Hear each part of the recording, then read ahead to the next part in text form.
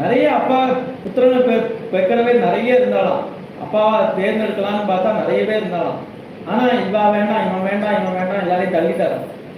என்னடா இப்படி தள்ளுறது அப்படின்னு கேட்டா அவ என்ன ஒரு நாள் பொழுது போனா ஒரு மூச்சுக்கு 300 ரூபாய் சொல்லிட்டு இருக்கா, ஒரு நாளைக்கு 3000 ரூபாய் சொல்லிட்டு இருக்கா.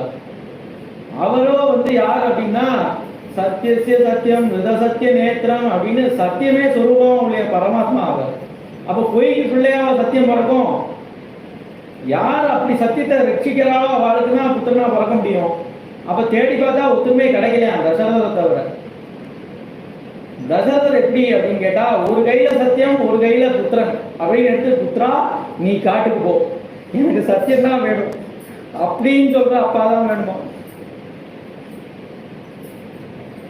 உள்ள போனா பரவாயில்ல எனக்கு சத்தியம் தான் வேணும்னு சொல்ற அப்பாவா வேணும்னா தசரதர்